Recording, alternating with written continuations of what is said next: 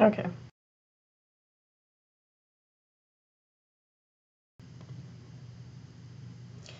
Alright, I'm glad to know that that's working. So, we are going to dive into this because I've already read some of it.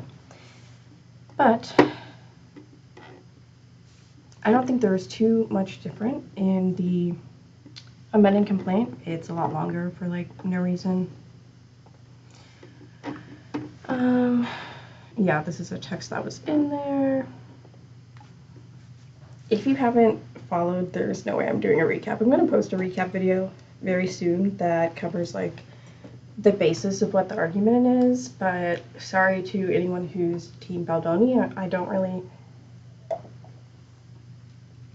give too much credence to his side. Like, I don't feel like adding all of his stuff because, as we're about to see, he's very repetitive and the argument is very hypocritical.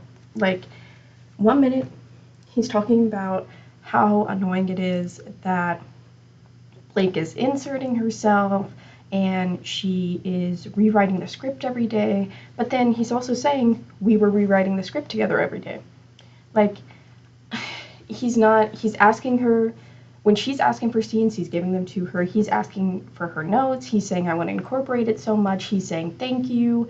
Blake's saying, thank you. Like, they're very buddy-buddy. Someone might have just joined. If you're watching, I was just saying that I'm about to go through these lawsuits between Blake Lively, the newest one, that Baldoni filed. But what I was saying is that it's a very hypocritical argument. It's kind of hard to follow, which I'm sure that's on purpose, but he's literally saying like, oh, look at how friendly we were, but then look at how scared I was of her, and look how she was ruining my life already and making up all this stuff and blindsiding me, and then I was holding her child, and then she was rewriting the script way too much, but then I was asking her to rewrite the script, and then I was flying on a plane with her and we were rewriting the script together, and then I'm at her apartment and we're rewriting the script together. And I think they're both very, something as I've been reading these lawsuits is that actors are very like full of themselves, and that just makes it like, oh my god, the way that they kiss each other's ass is just kind of crazy. That's all I'll say. He screams narcissist. Oh, sorry, I didn't have my multi-stream chat on, so I didn't see you. Yeah. And I think to be an actor, you have to be a little bit full of yourself. I mean, like, I think even to be a content creator, you have to be a little bit, like, at least assured of yourself. But anyways, I don't really want to go through this 200, how many pages is it? Oh my god, like 224 page amended filing, but we can skim through it. A lot of it's the same. He's, laying stuff out, and a lot of it's in the timeline, which is what I feel like I'd rather sit here and go through, because that's already 168 pages. And like, I started reading through this stuff last night, and I was... Also, let's talk about the suppositories text, everybody. Because everybody keeps... Oh, why is it... Okay, there we go. Everybody keeps talking about, well, she said suppositories. That's not very professional. But he first says, and I don't know about counseling, so I'm not going to say it. I'm also like a-hole Blake. Sorry. Not that anybody cares about context, apparently, in this freaking case. It's just like, it's such projection. Like, it's absolutely Darvo of just how she's like, hey, this is making me kind of uncomfortable.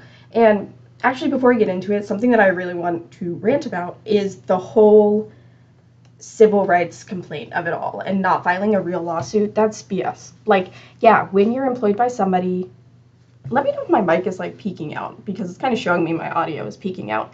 But when you are employed by somebody and you want to file something that is an employment case against them, you have to first file a complaint. In my state, you file a complaint with the Equal Opportunity Commission on the state level. And that's also what it's called on the federal level, but I guess in California, their Civil Rights Division deals with it instead. So she filed a CRD complaint. And those things are not, like, I don't really know what the point of them is. It's like if your employer hasn't mediated with you yet, because, like, when I was doing it, it's just like, yeah, you just basically have to do this. And the thing with, And maybe that's why they do it, because it's like if you haven't talked to them at all. That's basically what it is. They ask your employer, if your employer, is there no HR in Hollywood? Well, he says, oh my God, can we talk about this? Let me go to the timeline. Sorry, I'm laughing because I'm laughing at my own ADHD. Oh, why am I hitting Control I? I need Control F. Okay. Because they say they had a respectability in the workplace meeting. And that's kind of, I feel like he's saying that to dispute her claims that, like, there wasn't any HR. Yeah, here it is. Wayfarer holds a respect in the workplace meeting via Zoom with the production team to review appropriate on-set behavior and other HR-related matters before principal photography begins. This is a standard part of the pre-production and employee training. Number one, that's not really HR. Like, it's kind of HR, but they respect in the workplace. Are you telling me that there was a process to file an HR complaint or no? Did it say, go to this person, this is our HR representative? Who's your HR representative? Tell me right now, name them. Name your HR representative. But yeah, and so I don't see that anywhere. This is the only thing, which I'll admit I did not read through the whole 168-page timeline yet, because I did read the 224 lawsuit first. And also, these texts are so goddamn blurry that it takes me like 3 years to read through them, because I have to zoom in so much, and then you'll see how pixelated that is. I don't know. I'm streaming right now on a laptop that is probably not what I should be streaming on, but I figured since I'm not gaming, hopefully my laptop can handle it. So I don't know if it's lagging a lot, if it's already pixelated, but this is very pixelated. And there are some to the point where, like, it is hard to read. Especially his text with Ryan Reynolds. It took me like 20 minutes to read those. Not even kidding. But so I read through some of it, and hopefully the rest of it, there's nothing too crazy. I already got to they have the stupid birth, the beautiful and lovely birth video of Jamie Heath and his wife having a beautiful, touching at-home birth. They include a still of that again, and I just don't want to see that. And I censored that. And I censored a few other things. Hopefully there's nothing else too bad in there. Because they're so...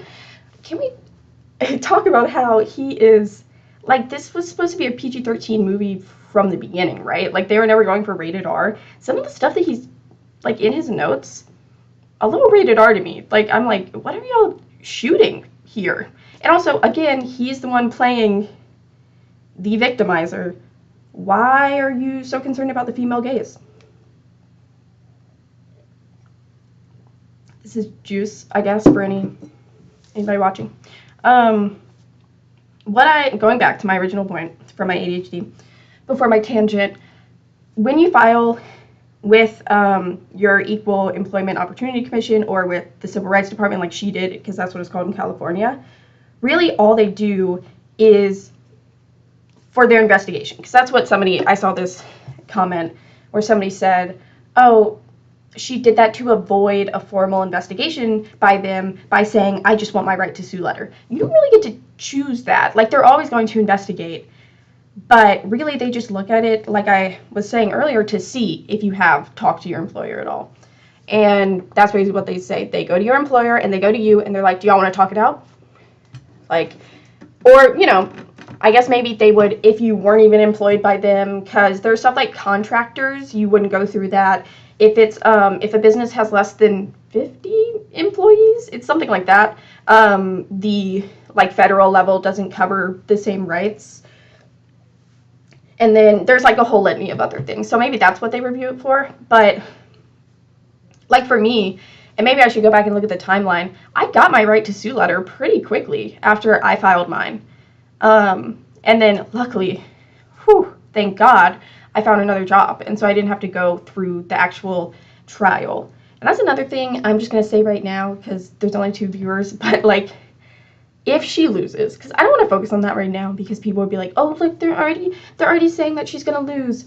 But if she loses, it doesn't prove that he didn't make her uncomfortable, especially because she's arguing retaliation. Retaliation is so hard to prove, and the failure to investigate. If she's saying that they had meetings. And I'm not saying this as in they did anything. I'm saying that the onus on the employer is the bare minimum. Okay? Like, I literally wrote an accommodation because mine was for disability. It wasn't for SH or anything like that or being uncomfortable. But I had to ask them for accommodations, and I submitted my first like recommendation of accommodations, and they used that to write a new office policy. Like, they came out with this office policy the next week that had my exact accommodations and basically said, our office policy says we can't do that, and I don't want to get into specifics, but like, we're not going to do that because and what I'm saying is they used that then to deny my accommodations the week after that. And so it was ridiculous. But even as I was talking to lawyers, they were saying, like, well, they did something because they basically, like, cut off right up to that point. And they're like, well, you know, they gave you other things. And basically everything they gave me, they admitted was stuff that they would let other employees do, like wearing noise-canceling headphones. I basically requested that, like, my supervisor look over a project spreadsheet that I was already using. She just would never freaking look at it. But, like, and that's enough. So I'm interested to see where it goes legally, but also I just want to say that, like, there's not much that it also proves in court. I think that you can not come to a conclusion, but you can get the idea of what happened. And for me, my issue with Baldoni is that if you are saying you're such a woman's advocate, even if you're being accused of something like this, like, I get it. You want to be defensive, but you're a 41-year-old man. You've been talking about your freaking emotions for a decade now. So, like, are you healing or not? Are you trying to become a better man? Are you trying not to act out of defensiveness? Because, and I said this in a video I posted the other day, like, do you condone the victim blaming? People aren't just attacking Blake Lively. They're attacking anyone who comes out remotely in support of her. And genuinely, as some people have pointed out, Justin Baldoni was not that famous. So it has to somewhat be spurred on by his bots. And I think now spurred on by right-leaning people, because Candace Owens is getting involved, because his lawyer is going on Megyn Kelly. But anyways, I've been yapping for 20 minutes. Let's just get into the timeline. And then maybe I'll scroll through the litigation at the end, the amended complaint. So this is just a bunch of background. Justin emails Colleen about the It Ends With Us book. I can zoom in to the incredibly... I don't think he's innocent. No, I don't either. And that's the thing, as we will see, like, as we go through this, is that he doesn't deny anything. I would love to see what he denies, because he just, like, says, well, yeah, that did happen, but I didn't do it in a weird way, dude. I did it as, like, a friend way. Which, okay, I'm not saying that you always have to have malintent, but if you're such a healed, evolved, woman's advocate, feminist, emotional feelings are valid, why can't you apply that to a woman? Like, it's kind of giving, I don't actually care about your feelings, just mine, so can you be quiet? Like, yeah. So yeah, here's a very pixelated email where they talk about the book, and he, like, sends her some of her own reviews from her fans, and he's like, your fans love you, that's great. And I'm like, I don't know, I feel like it'd be weird to send someone reviews of their own book, but that's just me. April 11th, she says, you are the right person to make this movie. Here's another pattern you will see throughout this. Before he did all this weird stuff, everyone did get along with him. And then he started doing weird stuff, and then they start acting weird. And he's like, isn't it so strange how they were friendly with me, and now they're not friendly with me? It's like, because you finally, like, you push them and push them and push them. And then they get to a certain point. Also, just, you know, to say it, I'm not a lawyer. I'm not reviewing this from a litigation standpoint. I'm viewing this from I'm a human being. And I'm going to look through this stuff. And I think it's really important in this time, like, not to be like, oh, we live in a society, but this is going to take people down the alt-right pipeline, and it's very unfortunate that, like, and even if he isn't trying to do that, people this is like their favorite thing, because now they get to be like, look at this man who's a feminist who was fighting for women, and now they're tearing him apart. And he's choosing not to stand up against that. He's choosing not to say, hey, don't listen to Candace Owens because she's a Yahtzee and stuff like that. So anyways, you know, some of the self-praising starts immediately. You are the right person to make this movie. Of course, they're going to... Uh-oh. Okay, it froze, but I just clicked out. This is such... Oh my gosh. And so you can see everybody sends very long messages. I don't know why we're judging anyone who's sending long messages, because literally everyone in this case does. She talks about some past bad experiences she had with other projects. I advise you, if you ever start getting into business, get a lawyer to review your contracts before you sign anything. Not as a lawyer, though, so don't take that. Justin options the book, May 8th, 2018. I'm trying to see where... Oh, yeah, so then he starts partnering with Sony. He partners with the domestic violence organization No More, which I need to do my own personal research about, but in the subreddit I'm in, somebody found that it's ran by another one of his friends. So very interesting. And also they did look into the financial statements, and they've raked in like 1.5 million, and only 152,000 has actually gone to direct donations. So sounds like a lot of padding of salaries, allegedly, in Minecraft, whatever. So here's a very interesting part that I saw.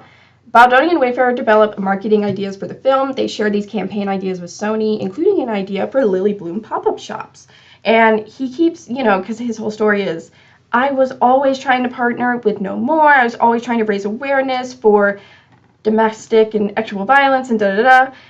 And then in here, hi, it was great meeting with everyone to discuss the vision here. And this is from Wayfarer Marketing. Nationwide Lily Bloom pop-up shops. Fun and sexy floral shop.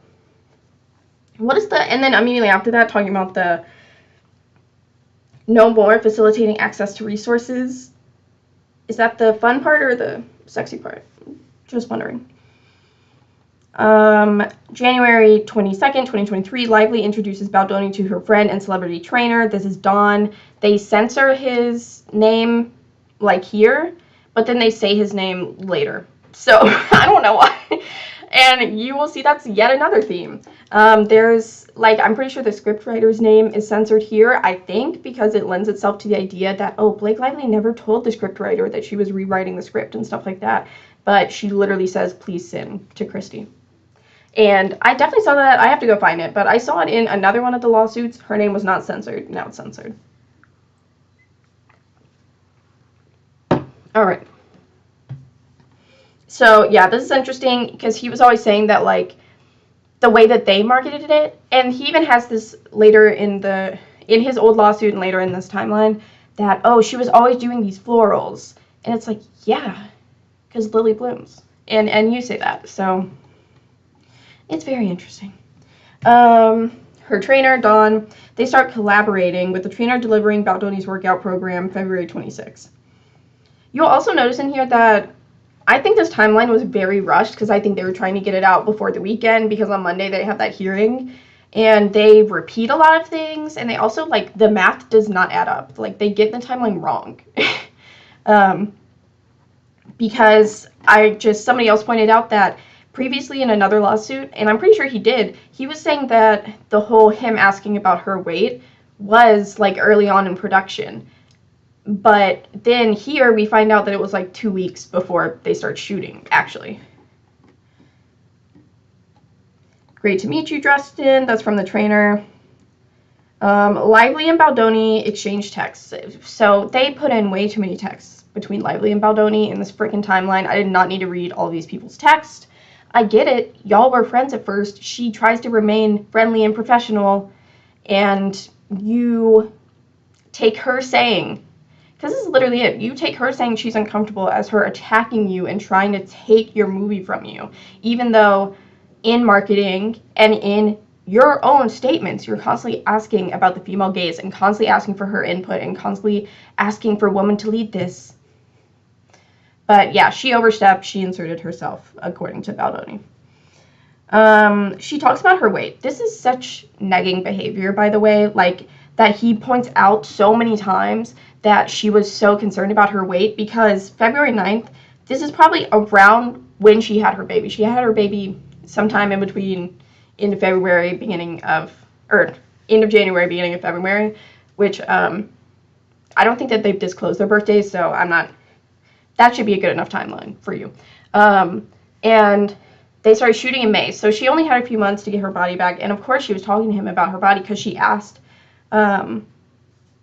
which maybe that's a bit later, but she asked if they can do, any chance we can do body scenes at the end of the schedule. Here, I'll zoom in a little bit more into this grainy text. This is not me, guys. This is them, because for some reason they still cannot figure out how to do this. Oh, here, I can move my... Oop, don't move that.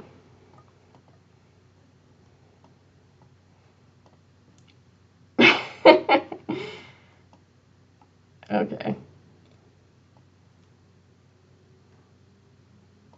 There it is. Sorry. Okay. So, what's the chance we can do body scenes at the end of the schedule? And that was February 17th, 2023. And so that was probably a few weeks or something before. And so what also I'm looking at from context clues is that this voice memo she's talking about here in this message is thank you for your voice memo is potentially the long 6-minute one that they released. Time will tell. They're also not very specific about that. Again, I think that's on purpose, kind of confusing the timeline and/or they're genuinely so bad at, or they were rushing it. That's what I meant to say. They were rushing it and they didn't review it at all and they just don't care. Because there are some things that don't add up and they, I think, would want you to chalk that up to just, oh, she's the one lying, but I don't know. It makes sense that considering she doesn't have access to when they shot every single scene, like she doesn't have access to the footage, she might not remember herself at this point anyways, I'm saying. So, yeah, she might not be able to check all that, and the voice, the voice, it was very painful to listen to, and oh my god, if I have to, hey Blake, because it's become like a sound on TikTok now, it haunts me. I might block that sound. You can do that on TikTok. Which also, if somebody, I told people to follow me on TikTok and then I didn't go live on TikTok, which I kind of feel bad about, but I couldn't figure out how to do it on here. Apparently you have to have a TikTok stream key and you can't do that unless you are famous and have an agent. I don't have an agent. I'm in my bedroom. Baldoni begins writing and sending script revisions to Lively, and this is February 14th. All while also building rapport with his co-star and lead actress. Lively responds, "You're safe here," because he said, I don't even get this text, by the way, why she said you're safe here. Been deep into writing, really fun with you in mind. Fun, not right word, exciting. I don't know. Sure, they're just having conversations back and forth. I guess, and I would like more clarification, but they would be alleging that even from this point she was planning on taking the film from him at all times. But, and I don't know if I scrolled past it or not, she asked for a producer credit from the get-go when she signed on. So it was very obvious that she did want to be a part of it more, and considering what he was saying about wanting the female gaze and her input, and she has so much experience, and he even in here is talking, he messages Ryan Reynolds and is like, you're so creative and I'm so grateful that you're her partner and we get to work on this movie together. So it's genuinely perplexing. The way that he talks, and then the way that they presented that she was taking over the film, even though it seems like she wanted almost to be equal in it, at least, and he was just unwilling to do that. Because, oh, he's the director, you're just giving a little, your little girly notes or something, I don't know. Because, yeah, and a lot of this, as woke as we both are and work to be, cringe, because neither of them are very woke. Blake Lively. And that's something, if I haven't said it, because I haven't said it in this stream, I'm not a fan, definitely you could say, of Blake Lively. I'm definitely not a fan of people ragging on women because they've just decided. Because if anything, what it's giving is that, yeah, Blake Lively, girl boss, too close to the sun. And why is that her fault? Why do we have to hear about Justin Baldoni's feelings about it? They need to pay me if they want me to care about his feelings.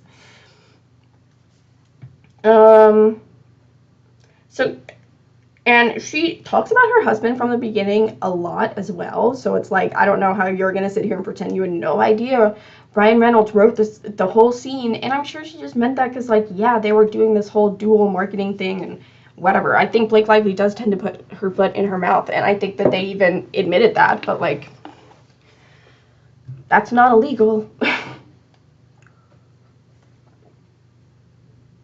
They have to Lola us? I don't know what that means. Hope that's not. Okay.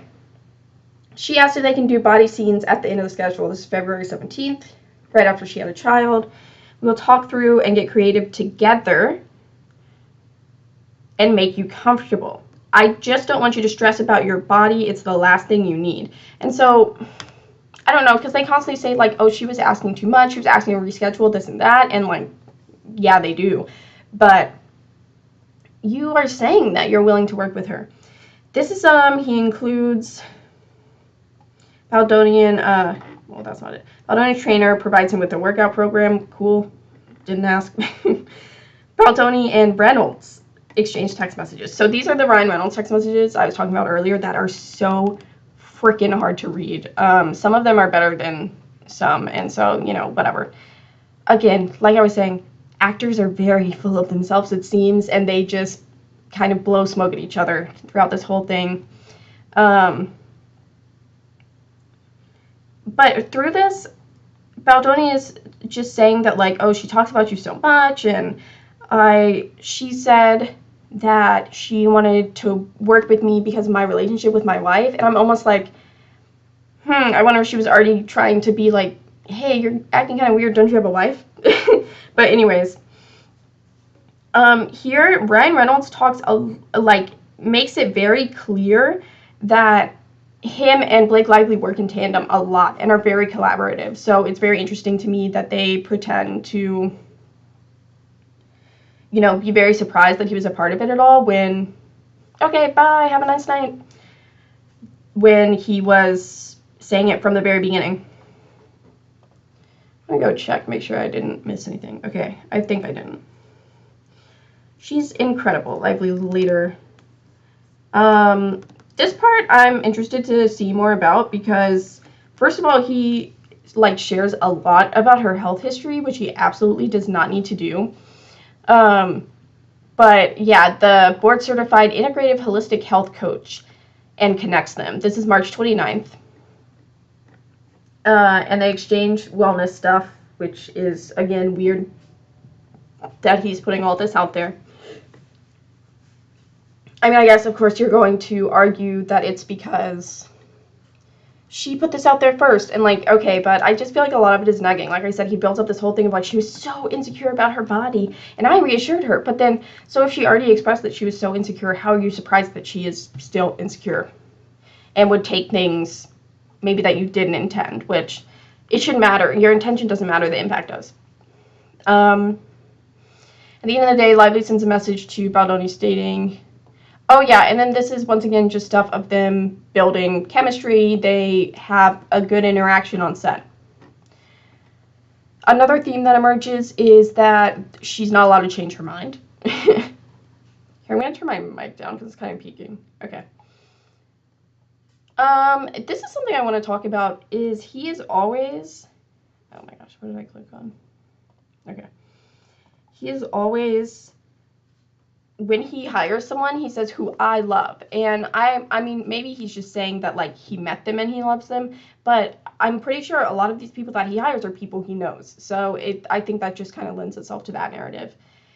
She says, I feel good. I can meet her when we start. Thank you, though. And so that's fine. Like, if she's waiving the meeting with them before filming, but what it ultimately sounds like is the intimacy coordinator wasn't there at all, and they say it's because they didn't do any simulated intimate scenes and nude scenes. But I looked into it, and it's like, okay, but again, if you're such an advocate, why didn't you either A, stick to the script, or B, communicate those better? And we'll see that throughout, that like, even after he has a conversation with her, he sends in an email like, and we could do this, but I don't know, we'll have to see if Blake's okay with that. So it's just kind of weird.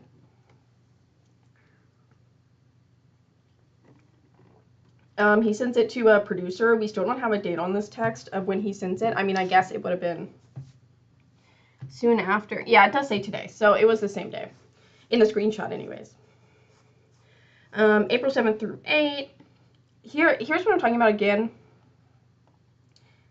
He's constantly sharing the script with her and everything. Baldoni shares the updated script with Lively. Lively excitedly texts Baldoni her thoughts on the pivotal rooftop meet cute scene, acknowledging its significance. She asks if she can take a pass at the dialogue. Zoom into this blurry text. New script coming to you shortly. We worked on a lot of the Lily and Ryle stuff to make it more playful and sparkly, which is her word. And she says, I'm so excited. They've had enough of, and she says something about her kids. The meet cute scene is, to me, the most important scene in the movie, sets tone, and needs to feel extra special. You okay? Sorry. But anywhere we can amp their verbal ping poly, I think we'll be cooking with gas, right? And so she says that she just wants to like amp it up a whole bunch, and that she really wants to give Lily more agency throughout this. Spicy and playfully bold, never with teeth. You don't usually see both the man and woman with such agency and humor.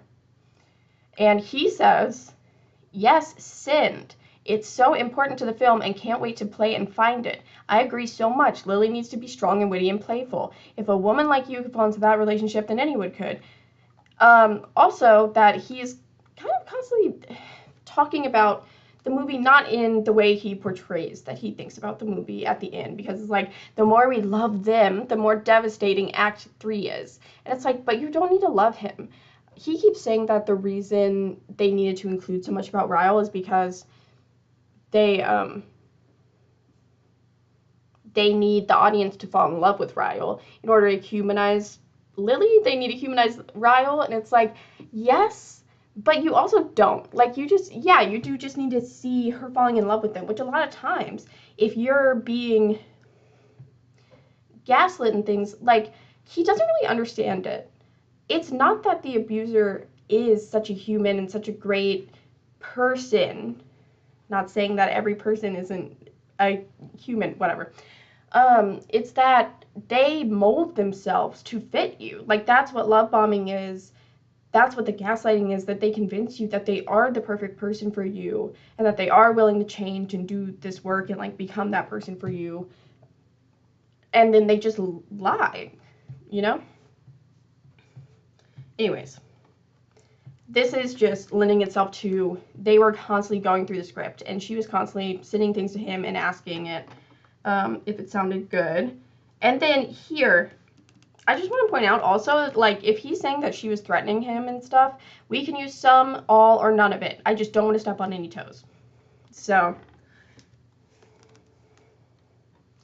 she was constantly saying, like, you can take it or leave it. At one point she says, I'll stand down if you want me to. So I don't know. I guess if you're saying she was really threatening you so much in between that, then okay, it was just like a facade. But you just can't convince me that she wasn't asking, at least at first. And then, like, yeah, did she become more controlling later? Maybe. But you were completely opening the door. Like, he never stands up to her. So here, April 14th, this is what they're saying is when text about the script changes. Okay, so that's when the whole Taylor Swift of it all started happening. It's in the rooftop scene. When they were going over that together, Taylor Swift showed up at her house. Cool. Baldoni acknowledges Lively's text about her dragons and apologizes for not responding right away. However, he promises to send her a more thoughtful voice note later that evening when he gets home from his plans. These texts, y'all. This is where, yeah, or if you prefer I stand down, please let me know. And so he's saying this is like the same night or a few days after the dragon. So if you really feel so threatened, she's clearly saying, like, that's, or I don't think that's how she meant it, okay? If he's all, oh, this is how, I didn't mean all these weird things. I don't think that's what she meant either. And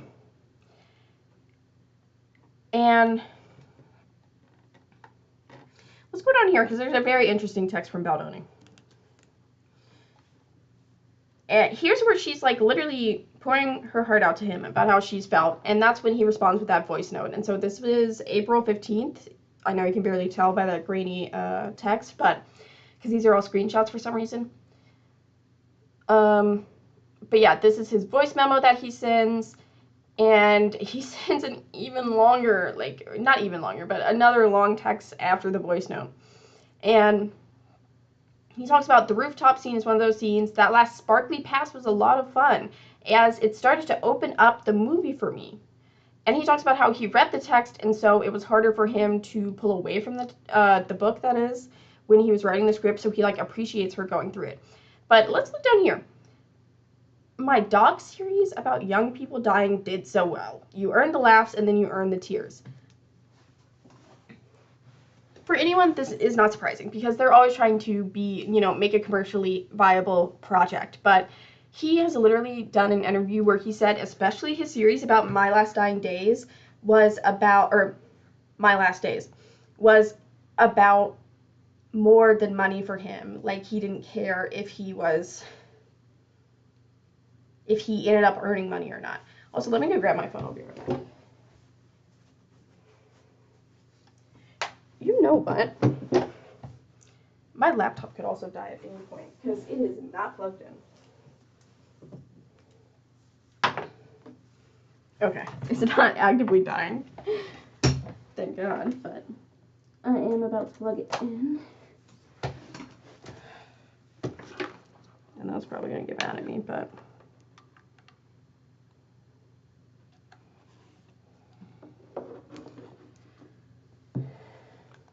Okay.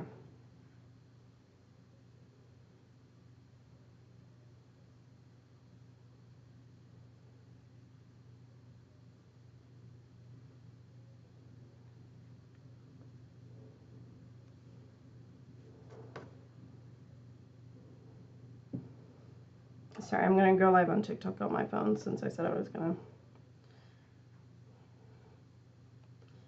New evidence from Justin Baldoni.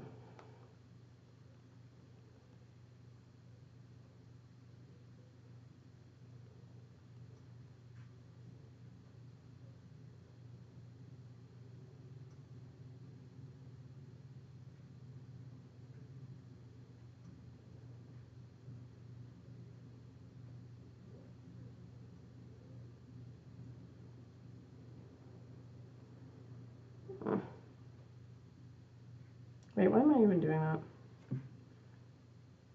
I setting a live goal, but you can't even get that money on in the US right now, so who even cares? Yep.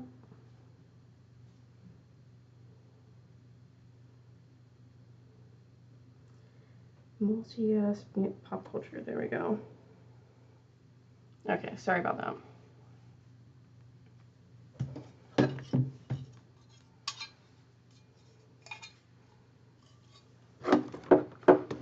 And then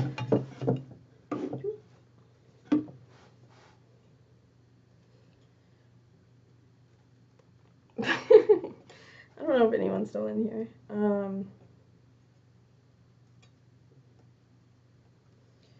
Shoot. Okay.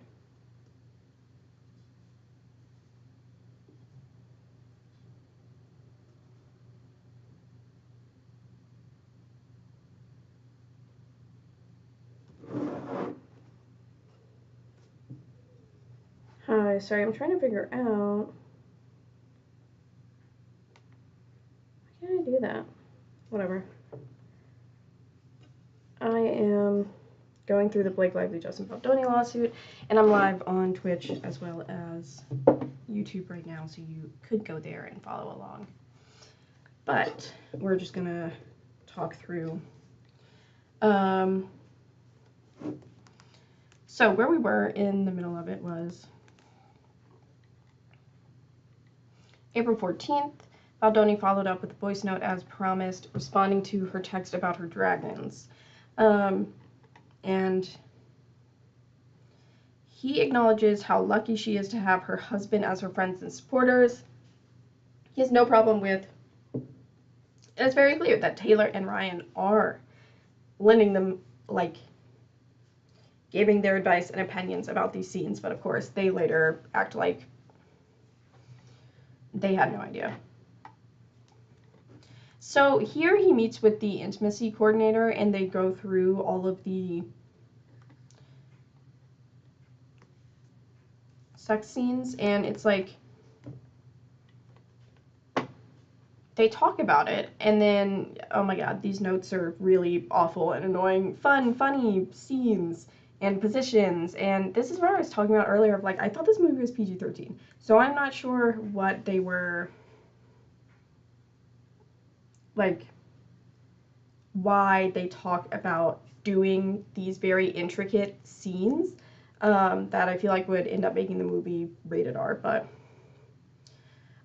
in preparation for a lift sequence in which Baldoni's character Ryle would lift Lively's character. And so also they say here that this scene was pivotal to the movie, but it was, like, the scene is still in the movie, and it is a pivotal scene in the movie, but the lift did not have to stay in it, and it doesn't. So it's very, it's just like he acts like her taking the lift out of the movie, like, ruins it, and it doesn't. But this is what he asked about her weight. So April 22nd, in preparation for a lift scene, Baldoni reached out to his trainer to ask what Lively weighed. You don't need to know her exact weight.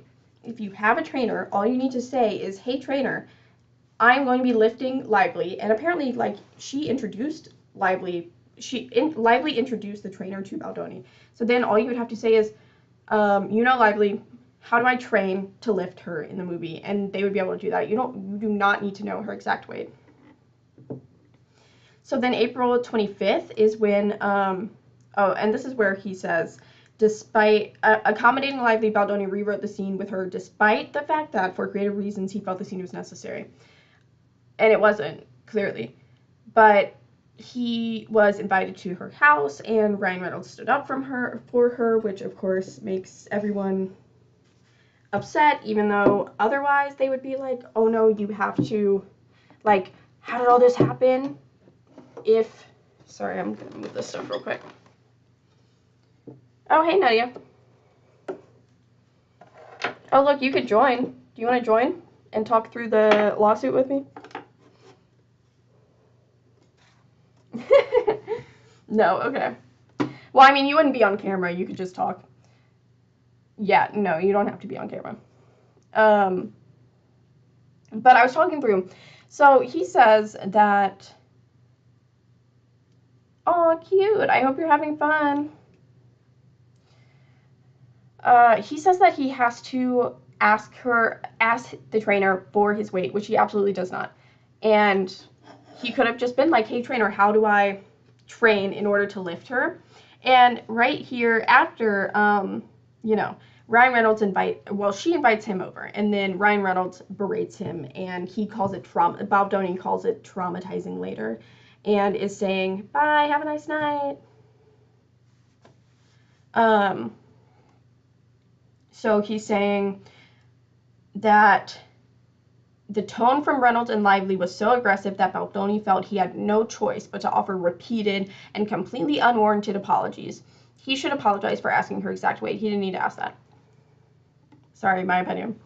Accommodating Lively, Baldoni rewrote the scene with her despite the fact that for creative reasons he felt the scene was necessary. I'm not sure where the scene, and the thing is that the scene stayed in the movie, and the scene was necessary. All that got taken out was the lift, and the lift was not necessary. Like, it doesn't really mean anything. And then this part confuses me. This is where I was talking about the math. But of course he once again is like, oh, it would be reassured her that she need not worry about her body and stuff like that. But it wasn't just because you reassured her at the beginning, but she told you that she was insecure about her body, doesn't mean that you can then like be rude and ask about her body. Of course, then she's going to take that very personally. Hey Haley, hope you're having a good night. I'm talking about Blake Lively, Justin Baldoni. So if you don't want to be here, that's fine. Lively, so in this meeting, and this is April 25th, they started filming on May 15th. Hi, is it Mariah? Welcome in. So I don't know if you saw it, but they released a bunch of stuff, and it's just a bunch more fluff of like random, them talking about how they were friends at first, which is fine. And it seems like she was trying to stay professional with him the whole time, and he just keeps using that against her. Like, he just keeps being like, oh, look, here's her joking with me, here's us traveling together, but actually I was so scared and she was threatening me. And that's just kind of confusing. Which one is it? So, April 25th was 2 days after he asked the trainer her exact weight, which is weird to ask. You don't need to know her exact weight. And then he goes to Lively's house. Ryan Reynolds berates him. It's traumatizing. And then he rewrites the scene and takes out the lift. And the lift was not pivotal to the scene at all. Lively told Baldoni that if he could not get on board with how she works, he still had 2 weeks to recast her. And so here, again, he's saying, I don't know. So, as Lively well knew at the time, this is where the math is bad, guys, if you pay attention. As Lively well knew at the time, it would be impossible to recast her without incurring millions in expenses for a film that was already half shot. It wasn't. You haven't started shooting yet. You start shooting in 2 weeks. I'm confused about that. Somebody do the math for me and make that work, because it's not working. It would be impossible to recast her without incurring millions. In addition to financial repercussions, they spelled repercussions wrong, it would cause the studio and Baldoni severe reputational damage, including their relationship with Sony, the film's distributors. Thus began a pattern of demands by Lively and acquiescence by Baldoni. He opted to get on board for lack of a viable alternative. And in their suit, in the actual complaint, he says that he couldn't, if she quit, which, and they never have any evidence of this, of them actually saying, if you recast me, I am going to come out about you fat shaming me. Because she just says he still had 2 weeks to recast her. If you don't want to, you know, not rewrite the scene and take the lift out, because she just wasn't comfortable with it, because she was 2 months postpartum at this point. And instead of just actually treating her like a human, he says, oh, she is going to ruin my reputation if I fire her. And then insinuates that also fat shaming would end his career, which we knew about fat shaming several months ago, and it did not end his career. Just pointing that out. So, the line producer on the film shares, this is April 25th, the same day. The line producer on the film shares concerns about the ballooning wardrobe budget. And it shows an email that they admit the budget is going over, but it does say, our wardrobe team told me they'd spend about $500K, but then land back at $165K once returns are done. So a lot of this can be returned and they can get reimbursed for it. But, oh my God, she's spending so much money. And here's another thing about, oh, she was inserting herself. They didn't want her input on the script, but on April 27th, Baldoni feels homesick. His family's back in California, and it has been weeks since he has seen his kids. Lively offers to have Baldoni fly back with her to Los Angeles and back for the weekend so that the two of them can continue working on the script. He could have literally said, no, I don't want to go. Or I guess, is he trying to insinuate that, like, she held being able to see his family over him? But she could have, like, he's not poor. He could have also just bought a ticket. Anyways, by all accounts, Lively feels at ease with Baldoni and is not only willing but invites Baldoni to share an airplane cabin with her and her children. They also make this weird insinuation that if he had SH'd her, she wouldn't dare have an SH'er around her children. But it's like, are you weird around kids too? Those are two separate things. But anyways, I digress. And also, it's like, you made her uncomfortable on set. She probably feels more comfortable at home where her kids and her husband are, and she probably hopes that that would keep you from being weird. But I digress. April 28th, they fly to Los Angeles from New York with Lively and her family. For the duration of the flight, Baldoni and Lively work on the script because they were always working on the script together. May 2nd, the WGA goes on strike. Also, hi, welcome in. Feel free to tap the screen or whatever you feel like doing. I'm also live on Twitch and YouTube at Amira Out Loud, which on there you can see the actual suit timeline that I'm reading from. And this was released yesterday by his lawyer. It's also a website that they released today because they have nothing better to do on their weekend, I guess. But so, on May 5th, Wayfarer holds a Respect in the Workplace meeting via Zoom with the production team to review appropriate on-set behavior and other HR-related matters before principal photography begins. This is them trying to say that there was HR, but they don't really say it. They say HR-related matters. They don't say that they go over the process of submitting an HR complaint. They don't say that they go through who you would report that to, or like what the, resolution process is once you file or report something. So this just sounds like a Respect in the Workplace meeting. But that's May 5th. They show proof of that. Baldoni, on that same day, he emails the intimacy coordinator his notes on X scenes after discussing Lively's comfort level with her. And I'm not going to zoom in on this email because it's a little naughty and I didn't feel like censoring it. But he basically is laying out a bunch of things, but is also admitting that he didn't talk to Lively about them and that they still need to check with her about that. So, like, first of all, he says, I'm fine showing my butt, parentheses, the female gaze. A feminist king, he's gonna, sorry. He's gonna show his butt for the female gaze. The female gaze is looking at a man's butt. Anyways, moving on. He says, if she is comfortable at one point, which it's like, I thought you're saying that you did discuss these things with her. Is she comfortable or not? Hand should be able to group, if Blake is comfortable showing kissing of her belly, like, I think that's something women would like to see, but also find not doing it. Because, I can't say the word, but because, mouth stuff was off the table for her. So it's just weird the way that he writes this, even though he says, oh, we worked together on it, it's clear that, like, he didn't really work through everything that they needed to work through. And they only cover 3 scenes throughout this whole thing because he only classifies intimate scenes as one that they need to go over. But then he's the one that added kissing into the slow dancing moment at the bar. So it's just like, okay, stick to the script if you're not going to talk about those other scenes. But May 8th, Lively's attorney is provided with a nudity rider, and the intimacy coordinator approved it.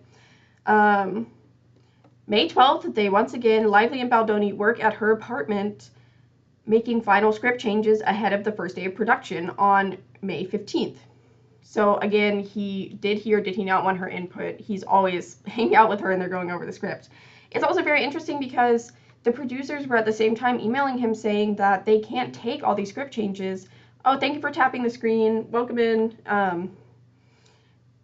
They are literally messaging him like, oh my God, stop accepting script changes. We are shooting the movie soon. We can't keep rewriting it.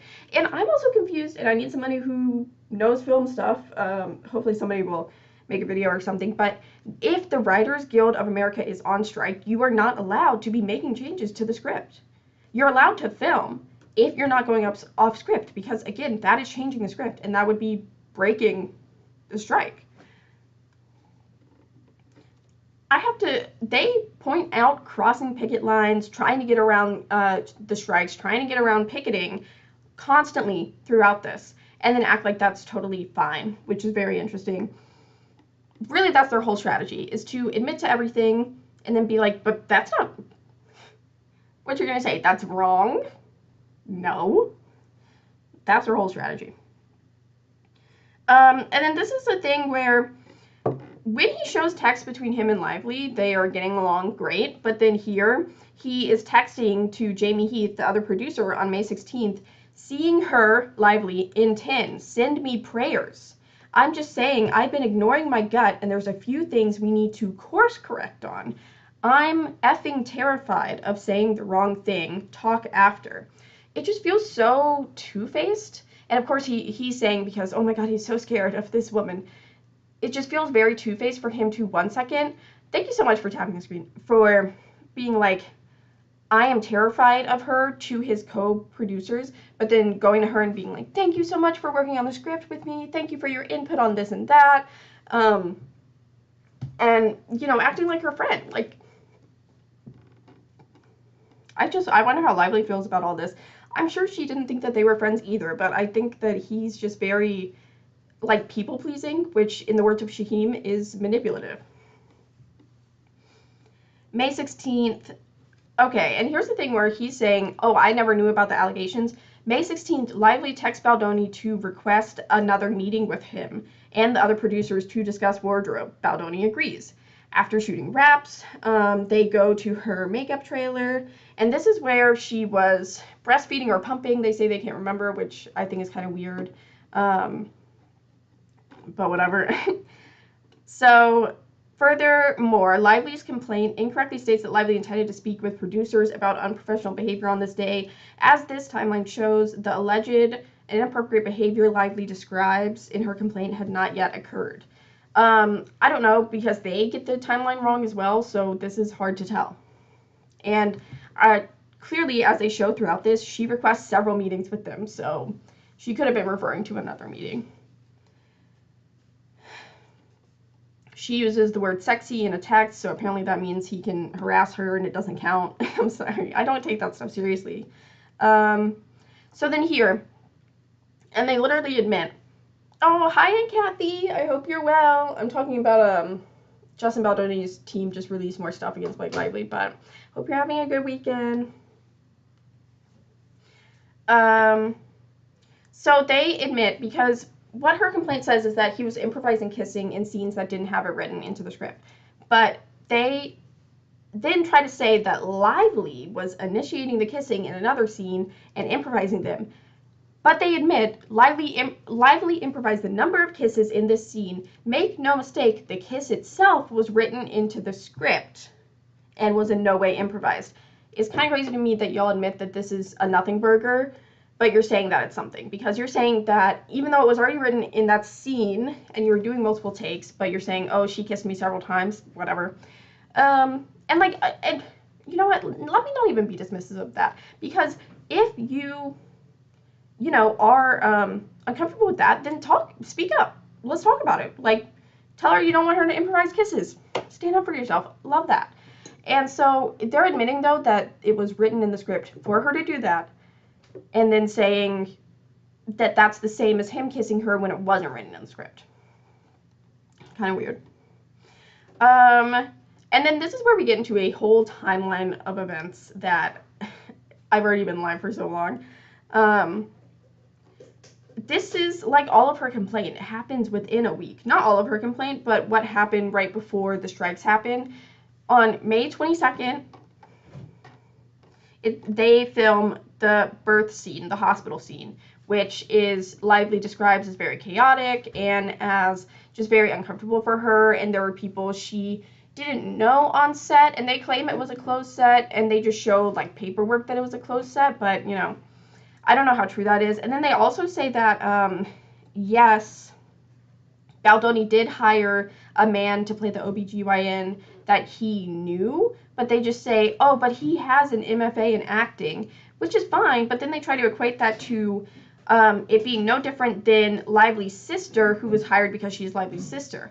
I would love to know which character Lively's sister played, if it was a very similar scene that was intimate, you know, versus the OBGYN that obviously they're pretending to deliver a baby. It has to be in very close proximity to Lively. I just think that that's a difference. Thanks for tapping the screen, Aunt Kathy.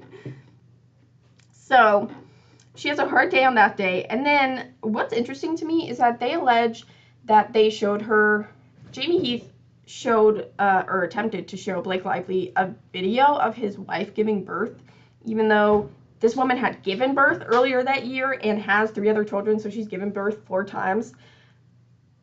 But they say that it was the day after the birth scene. So if they've already shot the birth scene, why is he showing it to her? How does that help Lively see Baldoni's creative image? Because that's what it says.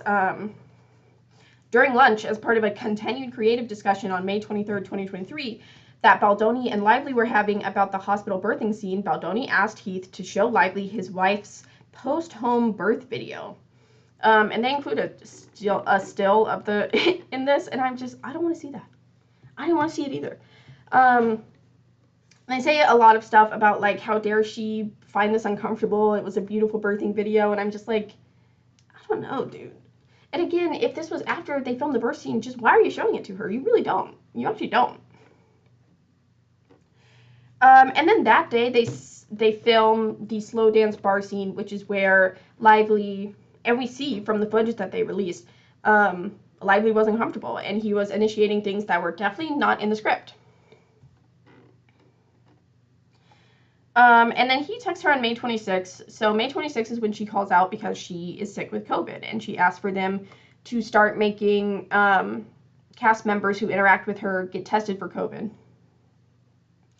And he texts her and says, I know it's literally the last thing you needed right now on top of a tough week. So once again, very obvious that she was expressing how uncomfortable she felt and things like that.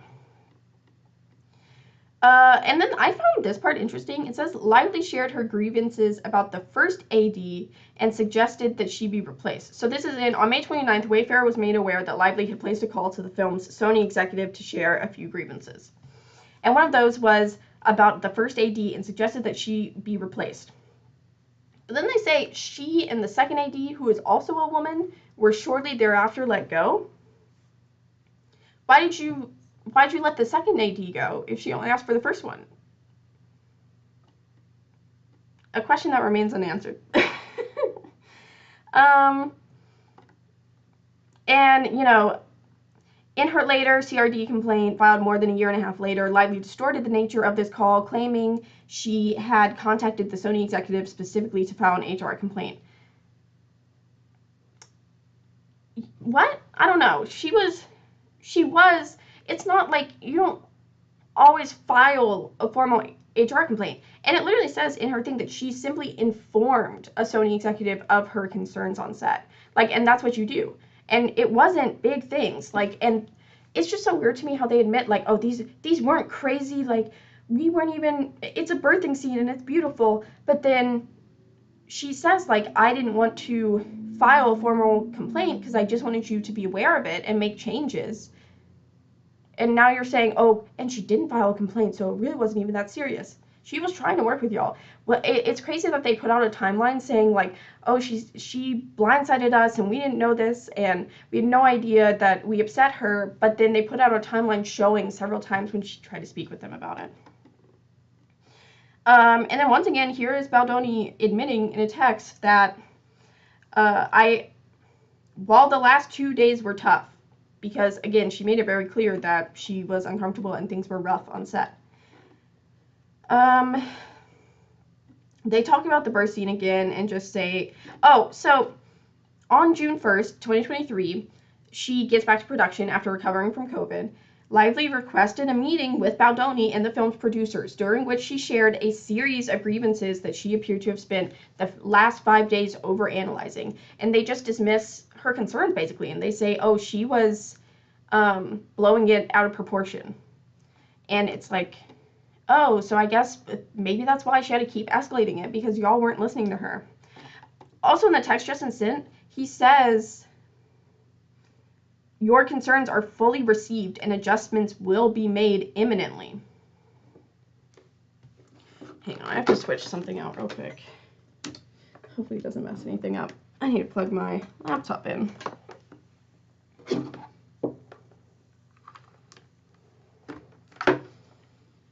All right.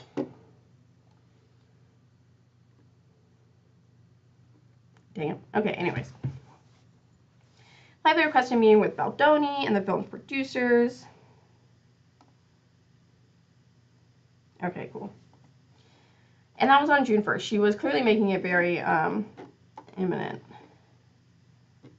So this is where they're talking about how WGA picketers arrived on set, and then they just devised a solution to shoot on a boat far from the sound of the picketers' horns. Would that not be crossing the picket line? You just decided not to actually cross the picket line. You just filmed somewhere else. I don't know. That was very interesting to me.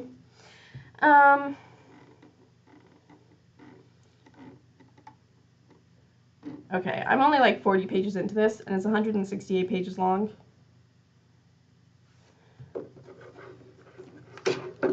So, we might be calling it. We might call it. Let me look.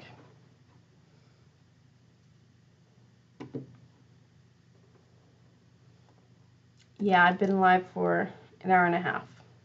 Oh no, now my webcam is weirdly blurry. Okay. I'm gonna call it. I hope you guys have a great night. And thank